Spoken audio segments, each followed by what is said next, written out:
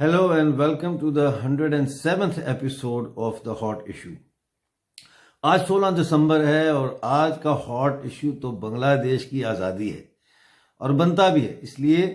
کہ ہم لوگ جو پاکستانی قبضے والے جموں کشمیر اور پاکستانی قبضے والے گلگت بلتستان سے تعلق رکھتے ہیں، ہمارے لیے آج کی تاریخ میں بہت سارے سبق چھپے ہوئے ہیں۔ مثال کے طور پر سب سے بڑا سبق تو یہی ہے کہ پاکستانی فوج کوئی ایسا ہوا نہیں ہے جسے شکست نہ دی جا سکے۔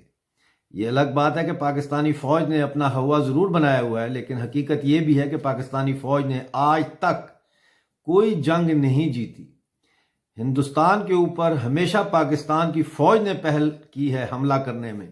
اور منہ کی کھائی ہے، چاہے وہ آپریشن گلمرگ ہو، آپریشن جبرالٹر ہو، ٹوپیک ہو یا پھر کارگل کی جنگ ہو۔ ہمیشہ بھارت کی سینا نے پاکستانی فوج کے دانت کھٹے کیے۔ لیکن بنگلہ دیش کی کہانی کچھ مختلف ہے، اس لیے کہ بنگلہ دیش میں بنگالی عوام نے پاکستانی فوج کو ایک ایسی شکست سے دوچار کیا جس نے پاکستان کے اندر بسنے والی مظلوم قوموں کو یہ اندیہ دیا، یہ پیغام دیا، یہ میسج دیا کہ پاکستانی فوج کو مظلوم قومیں اگر اپنی عوام کو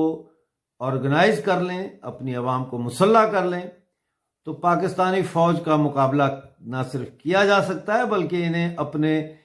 خطے سے دھکے دے کر اور جوتے مار کر نکالا بھی جا سکتا ہے، اور بنگلہ دیش اسی طرح بنا۔ دوستو، جب پاکستان بنا تو کہا جاتا ہے کہ پاکستان دو قومی نظریے کی بنیاد پہ بنا، یعنی مسلمان اور ہندو دو قومیں ہیں۔ یہ ایک ایسا زہریلا فلسفہ تھا جس نے ہندوستان کے زندہ جسم کے اندر کینسر کی شکل اختیار کر لی، اور یہ کینسر بڑھتے بڑھتے اور پھیلتے پھیلتے پورے ہندوستان میں اس طرح پھیل گیا جس طرح زہر جو ہے وہ کسی کے جسم کے ہر خلیے، ہر سیل میں سرایت کر جائے۔ لہذا ہندوستان کی تحریک آزادی کا جو بدلہ انگریزوں نے ہم سے لیا وہ یہ ٹو نیشن تھیوری کی شکل میں انہوں نے لیا، اور ہندوستان کے زندہ جسم کو نہ صرف کاٹ دیا اور اس کے حصے بنا دیے مختلف، یعنی ایک طرف ایسٹ پاکستان، ایک طرف ویسٹ پاکستان، بیچ میں انڈیا، بلکہ آج تک یہ جو ٹو نیشن تھیوری اور مسلمان اور ہندوؤں کو دو قوموں میں تقسیم کرنے کا جو یہ کانسپیریسی ہے، یہ جو سازش ہے، یہ آج تک جاری ہے، اور یہ اس وقت تک جاری رہے گی جب تک پاکستان کا ناپاک وجود دنیا کے کرۂ ارض پر موجود ہے۔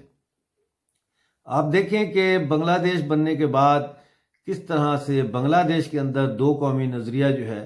وہ ختم ہو گیا، اس کی کوئی وہاں پہ کوئی دو قومی نظریے کی بنیاد پہ کوئی پولیٹیکل نیریٹو نہیں ہے، بلکہ بنگلہ دیش نے پوری توجہ اپنی صنعت کی طرف دی، چھوٹی صنعت کی طرف دی، اور آج بنگلہ دیش پاکستان کی معیشت سے کوسوں آگے ہے، اور پاکستان کے سرمایہ کار فیصل آباد کے، سیالکوٹ کے، لاہور کے جو سرمایہ کار تھے، خاص طور پر گارمنٹ انڈسٹری سے جن کا تعلق تھا، وہ پاکستان سے اپنے کارخانے اٹھا کر بنگلہ دیش لے جا چکے ہیں، اور آج نہیں لے کے گئے، پچھلے 20 سالوں سے یہ سلسلہ جاری ہے۔ تو بنگلہ دیش کی آزادی جو ہے، جیسا میں نے کہا کہ اس میں گلگت بلتستان اور پاکستانی مقبوضہ جموں کشمیر کے لوگوں کے لیے ایک پیغام ہے، ایک سبق ہے،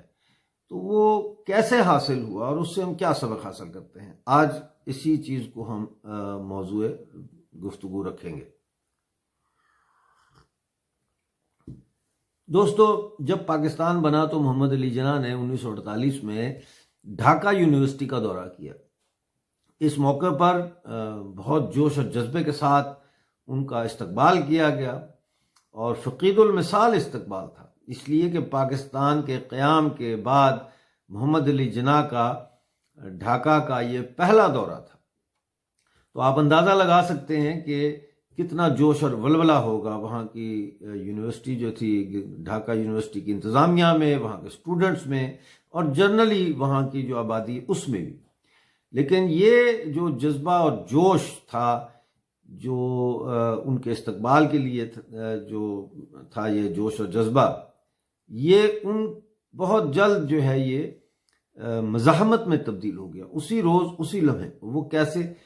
کہ محمد علی جناح نے وہاں تقریر کرتے ہوئے یہ کہا کہ مشرقی پاکستان اور مغربی پاکستان کی قومی زبان اردو ہوگی۔ اس پر جو ہے وہ بنگالی اسٹوڈنٹس جو ہے انہوں نے جو ہال میں بیٹھے ہوئے تھے انہوں نے کھڑے ہو کے وہاں پہ مرد آباد اور زندہ باد کے نعرے لگانے شروع کیے، اور انہوں نے محمد علی جناح کے اس فیصلے کو یکسر رد کر دیا، جس کے بعد محمد علی جناح کو انتظامیہ وہاں سے نکال کر لے گئی۔ اب رائٹ شروع ہو گئے، ہنگامے شروع ہو گئے، اور محمد علی جناح کو ڈھاکہ چھوڑنا پڑا اور واپس کراچی آنا پڑا۔ لیکن اس دوران 2 ہفتے تک جو رائٹس جاری رہے اس میں سینکڑوں نوجوان طالب علم، دانشور اور محنت کش جو اس تحریک کا حصہ بن گئے تھے وہ شہید ہو گئے۔ یہاں سے جو ہے وہ بیج پاکستان کے ٹوٹنے کا وہ بویا گیا، اور یہ کسی اور نے نہیں بویا، یہ خود اس شخص نے بویا جس کے ذریعے انگریزوں نے پاکستان بنوایا تھا۔ اس کے بعد ہم دیکھتے ہیں کہ جو ایسٹ پاکستان ہے اس کی جوٹ کی جو انڈسٹری ہے اور باقی فشریز کی انڈسٹریز جو تھیں ان کی ساری کمائی جو ہے ویسٹ پاکستان کے کوفرز میں یعنی کہ خزانے میں آتی رہی۔ اسی خزانے کی مدد سے، اسی پیسے کی مدد سے اسلام آباد کا دارالخلافہ جو ہے بنایا گیا 1960 کی دہائی میں، اور ایک نیا شہر تعمیر کیا گیا، ایک پلانٹ سٹی بنایا گیا، اور وہ اس لیے پاکستان کی اشرافی اور فوج کو یہ خطرہ تھا کہ ہندوستان ممبئی سے کسی بھی وقت کراچی پہ حملہ کر سکتا ہے، لہذا دارالخلافہ جو ہے اس کو اسلام آباد منتقل کیا گیا، اور اس میں ایسٹ پاکستان کی دولت کا استعمال بے درے کیا گیا۔ یہی وجہ ہے کہ جب مجیب الرحمان اسلام آباد کے دورے پر آئے ایک دفعہ تو انہوں نے کہا مجھے اسلام آباد کے قمقموں سے بنگالیوں کے خون اور پسینے کی بو آتی۔ دوستو ساتھیو، 1970 میں جب الیکشن ہوئے پہلی مرتبہ تو پاکستان میں، تو اس وقت پاکستان پیپلز پارٹی اور عوامی لیگ جو تھی بنگال کی جو بیس کرتی تھی، یہ 2 بڑی پارٹیاں ابھر کر سامنے آئیں، لیکن اس میں جو عوامی لیگ ہے اس کی سیٹیں بہت زیادہ تھیں، پیپلز پارٹی کی تقریباً 84 تھیں، تو peoples party second largest party تھی۔ اب مسئلہ یہ تھا کہ پاکستان کے حکمران کسی قیمت پر بھی بنگالیوں کو اقتدار منتقل ایسی پارٹی کو نہیں کرنا چاہتے تھے جو بنگالی بیسڈ پارٹی ہو اور دارالخلافہ جو ہے اس کا ڈھاکہ چلا جائے۔ تو اس وجہ سے پھر ایک کشمکش شروع ہوئی، اور وہ کشمکش بڑھتے بڑھتے بڑھتے بڑھتے سول وار تک چلی گئی، ملٹری ایکشن ہوا۔ اس ملٹری ایکشن میں ہم جانتے ہیں کہ جماعت اسلامی اور دیگر جو مسلم لیگ تھی پاکستان کی، انہوں نے پاکستانی فوج کا ساتھ دیا، 30 لاکھ بنگالی قتل ہوئے، اور 2.5 لاکھ سے زیادہ خواتین جو ہیں وہ پاکستان آرمی کے ریپ کی وجہ سے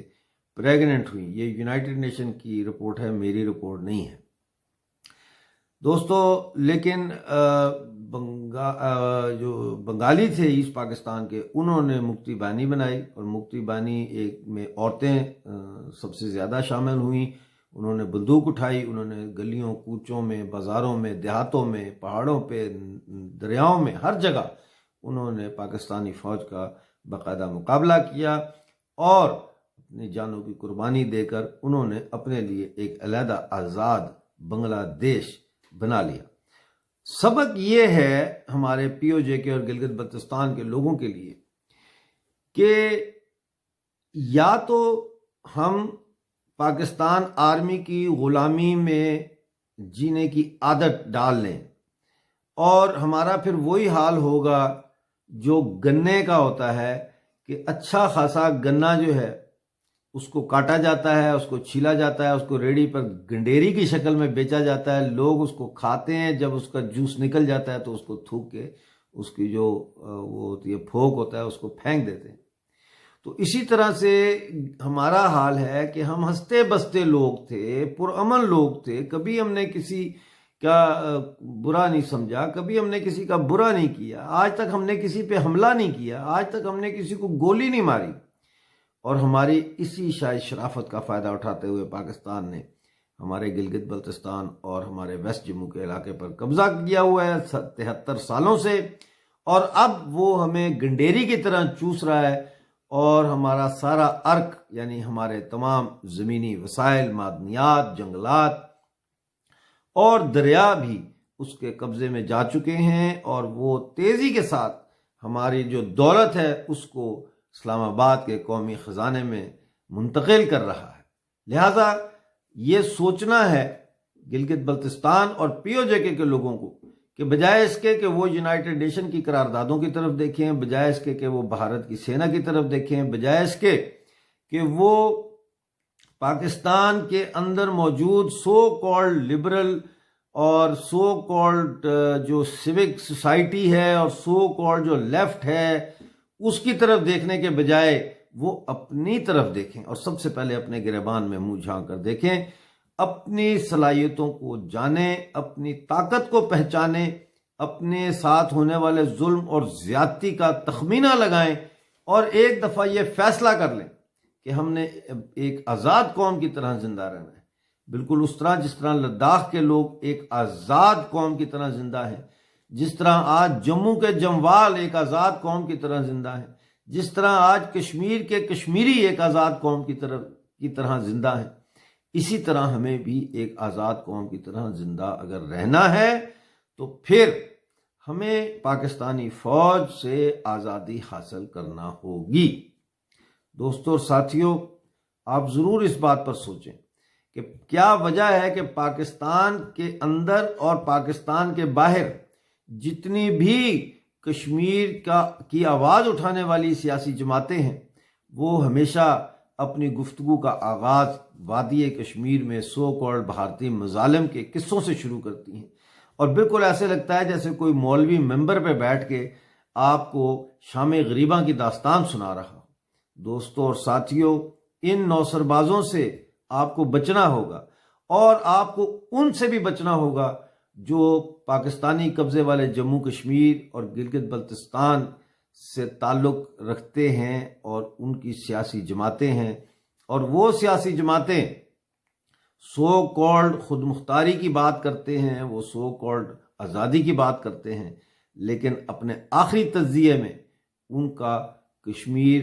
جموں، لداخ، گلگت بلتستان کے عوام سے کوئی لینا دینا نہیں ہے۔ وہ دکانیں کھول کے بیٹھے ہوئے ہیں۔ عوام کو فیصلہ کرنا ہے، عوام کو یہ نیت باندھنی ہے، عوام کو یہ قدم اٹھانا ہے، عوام کو آگے بڑھنا ہے، اور عوام کو متحد ہونا ہے، اور بیک جنبش نہ صرف پاکستانی فوج بلکہ پاکستانی فوج کے ان بہروپی سہولت کاروں سے جو ڈایاسپورا میں بھی موجود ہیں اور جو آپ کے درمیان بھی موجود ہیں، ان سب سے چھٹکارا حاصل کرنا ہوگا۔ میں آپ کو یقین دلاتا ہوں،